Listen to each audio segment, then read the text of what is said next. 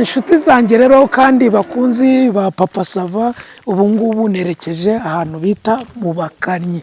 Uribuka ko bajya bavuga ngo yatashye zivuye mu Bakanyi. Uzise ngo ziba zivuye he? Ziba zivuye mu bantu oya baraza kutwibwirira nanga ndimo kwerekeza, ariko ibikoresho byose wakenera wabihasanga. Ingoma, inanga, ukeneye tuvuge intebe nziza, ukeneye ibinyuguri, ukeneye ikembe, ibyo wakenera byose ahangaha umusaza tugiye kureba Paul arabifite byose. Muraho neza? Muraho. Ngiye banyita Niyitegeka Graciane, ku mazina yandi banziho arabanyita Sekaganda, Seburikoko, Papa Sava, mbese biterwa n'iryo umuntu yakunze. Umushuti wanjye rero yarambwiye tuzaze nkunje kukwereka. Urumva nashakaga inanga kuva kera, ariko najya numa abantu bakambwira ngo inanga ngo zarabuze, ngo nta bantu bakizikora. Inanga nashakaga rero niyo kwihera abantu bo kwa Rujindiri. Noneho ndayibura burunda. Umuntu arambwira ati ariko ngenze umugabo ukora inanga, kuki izo nanga wazibura byaba byagenze bite? Ndabwira nti uzanjyane ndebe. Mwe babita bande? Ngiye nitwa Ntakirutimana Paul. Ntakirutimana Paul. Ahangaha tubasanze ni he? Ahangaha ni mu Bakanyi aho bita mu Kigabiro, hano hari hatuye umutware witwaga Butera. Ni mu Bakanyi mbega nyirizina ni mu Bakanyi.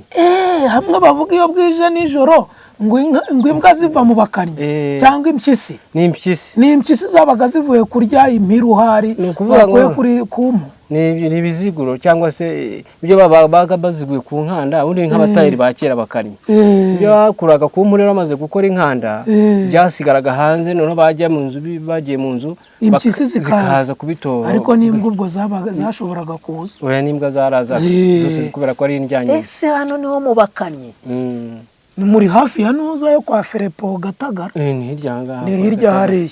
Rero urumva ibintu bitangaje se. Ikigara abana baracuranga ariko inanga barazibuze. Kumbi hano urazifite, tugusanze ugiye gukora iki kuri iyi? Iyi nanga no kuvuga ngo ubundi nanga ifite ibice bigize. Aha ni mu ruhanga rwayo, aha niyo bita wumva ngo namano y'inanga. Amano y'inanga. Ubu hano mu tutwanya hasigayemo gushyiramo imanzi, gushyiramo imanzi. Naha ngaha mu ruhanga rwayo ututurongure buto. Ubu hano uraduciramo imanzi. Imanzi nka zimwe z'abakobwa baca gutyo ukuntu se utuntu tw'imitako. N'ubwiza bwayo. Namwe ni imitako mushyiraho. Nk'izi ukabona nyine ifite ukuntu isa. Yego rata imanzi. Aya ni amano y'inanga, noneho uraza gucamo imanzi, hano ucaho imanzi kugira ngo ibise neza. Warutubwiye ubwahangaha ngo ni mu ruhanga rwayo. Yego, ikindi gice cyaho ni iki? Ni ukuvuga ngo ubu hano hari mu mbavu zayo. Noneho hano hakaza hakaba hari imirya ariyo yingiye. Iyi mirya nayo ubu ngubu nayo irimo amoko. Harimo iyi miyuki, hakaza rero n'ibihumurizo. Ariyo tubiye nko twakwita nka base. Urabona ko imiyuki niyo hejuru. Ntabwo bivuga kimwe. Iki giti ni cyiza. Iki giti se ntabwo inanga zose, ntabwo inanga iva mu giti kibonetse cyose. Iki giti nicyo bita umwungo. Umwungo. Nicyo iki ngiki nyine. Ntabwo ubona iki giti urabona uramvuramo inanga n'ingoma. Ingoma yo iva. Ingoma yo ntabwo ari ngombwa ku mwungo. Ari umuvuga ngoma cyangwa se umuvumo. Ariko inanga yo iva mu mwungo, mu muko no mu kiha. Umuko. Umuko wundi bateraga kunoza ku bikingi by'amarembo. Hepfo murinzi haruguru umuvumo kwa kundi kwa Ryangombe. Nibyo. Imiyuki n'imihumurizo. Ibihumurizo nk'iby'ingoma n'ubundi. Ibihumurizo nyine by'ingoma nabyo urabizi kwa kundi ingoma ivuga ihirita nk'inumbire. Nazo ndazirema, ingoma nazo ndazirema. Nazo urazirema hano nayibonye, ariko ubu iyi si iyo ni inyahura. Ni inyahura yo kabyara. Iyo ni inyahura. Iyi ni inyahura. Ariko ubwo mvuze ngo yakabyara namvuze ngo ya ukangirikara. Kubyara nyine kubyara Rwanda kitari cyo ni nko gutoboka. Ni nko gutoboka. Ariko mvuze ngo yo kabyara ni nka yo gahirwa. nibyo. Ubwo urema inyahura, ukarema ingaraba, ukarema ibihumurizo, ukarema ishakwe se byose. Ndabikora byose. Ingaraba ni ikora mu ntore iyo bita ruharage na ruharage. Hanyuma rero ibihumurizo, inyahura n'ishakwe nyine nabyo ni ku ntore nuko mu mivugo yazo. Ndabyumva cyane. Twari tukiri ku mbavu z'inanga n'imirya yayo nyine. N'imirya yayo. Noneho nyine n'utungutu natwo iyi ngiyo hari buriya abantu bakirigita inanga. Iyi niyo bita umuhanuzi nako umukirigisi w'inanga bita kiyoni. Kiyoni akunda gucuranga bene izi nanga zibaje gutya. Noneho bamushabize ibindi nazo ntago yakucuranga ntago bifite imanzi nk'izi ngizi z'inyuma. Harimo utu dusaraba n'utundi tuntu. Utu natwo rero nudusohora amajwi ajyamo hanze. Niyo hari n'ukuntu ushyiramo mikoro hano ikawesiteramo hano, noneho ugacomeka kuri bafure amajwi akajya asohoka. Utu natwo nicyo tumaze gusohora amajwi. Ibindi ukora ni izi ni intebe z'inyarwanda bazita insamabuno. Insamamabuno. Izo ntebe z'inyarwanda. Insamamabuno. Madudu arahiriwe. Insamamabuno wo gacwawe. Insamamabuno. Zikarutana. Zirarutana bitewe na taye y'umuntu. Akambwira ati ndashaka intebe ifite taye gutya yakwicaraho yakuma amabuno ari tawa cyangwa se bitewe nuko ameze. Nkamukorera nyine bitewe nuko. Ubwo ngiye kugenda ndeba ba Madudu wa Kiristina ba Fofo ya Fofo nta irimo. Zina ngo bazita insamamabuno. Hano hari iki ni ikembe. Ikembe ni ukuvuga ngo bigako buriya abanyarwanda bagira ibinyamuziki bitandukanye. Hari iyo nanga twari turiho, akaba n'ikembe, akaba n'umuduri, akaba n'umwirongi. Noneho rero iki rero ni ikembe. Nacyo rero kigira amanota umva ko bitameze. Urumva ko biba bitandukanye, bifite amajwi agiye atandukanye. Iki nacyo ni ikembe, nacyo kigira umuziki gakondo. Iriya iyi ni isinde. Ni nk'umutaka wa kera w'abashumba. Abashumba iyo bajyaga yari nk'ubwo gihe cy'imvura barahitwikiraga, uretse ko yenda ubungubu idaharaze neza. Imbeba zarayangije, ariko iyi ni isinde. Abashumba iyo imvura yagwaga barahitwikiraga bakajyamo ntibanyagirwe. N'ubu ngubu nimeze gutya ntago banyagirwe, ntago bapfa kunyagirwa. Nanjye nkene nko kurembeka amazi kugira ngo umuyaga umutaka ubutware cyangwa se inkuba inkubite, nkoresha iyi sinde.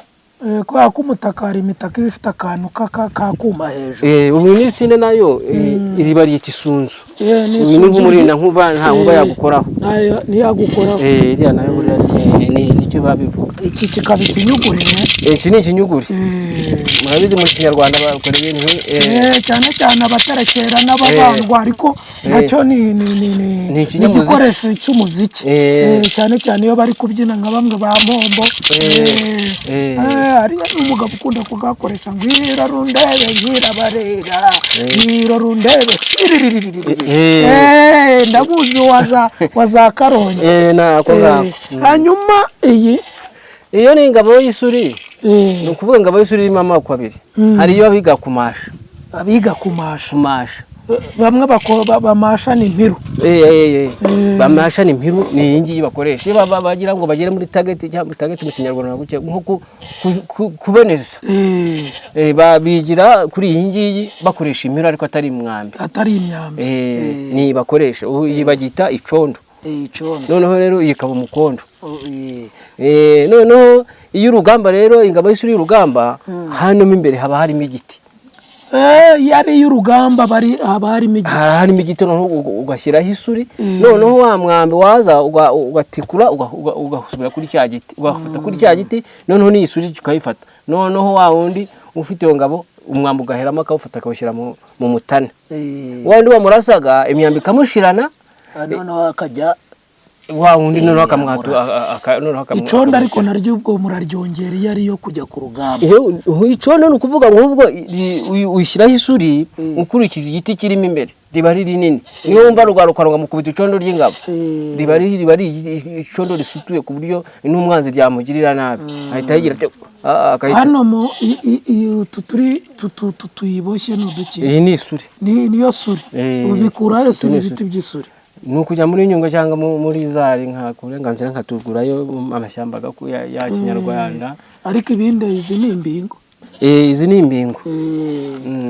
Izi mbariro zazo ni imbingo. Ariko iyo urayima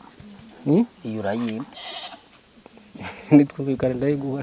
Hari icyo kuki tutakumvikana se kandi turi kuganira tugahuza. Umva uyu musaza ntabwo nitwumvikana. Hariya nabonye umuvuba niwo ukoresha, uranacura se?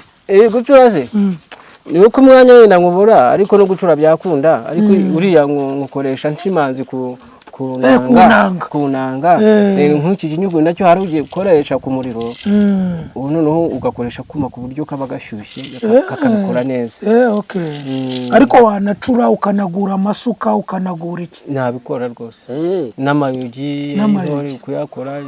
None se muzeko kuko akari akazi kandi gakomeye kubona ikigara baba bakeneye cyane cyane inanga, kuki mutabyamamaza cyangwa ngo mubigezeho i Kigali? Ni n'ubwo byaheraga inanga mu cyaro cyacu. Wabizana hari abantu babicuruza hariya mu by'ubugeni za Caritas hehe hose abantu bakabibona. Uzi ukuntu inanga zabuze i Kigali kandi abana bazikeneye. Buriya no kuzabareba nkajya mbaha nta kibazo. Ndumva twari tuhanyuze. Ubu se reka turebera wa mugani kugira ngo umuntu aze hano ataye amara amasase buriya byaba ari sawara. Noneho reka tugusezere tugende, ibindi tukubivugane ku ruhande, si byose? Kandi akazi keza rero, ariko rwose mugerageze mubigeze i Kigali. Kwari wa mafaranga ari buriya ni ukureba uko twabigenza.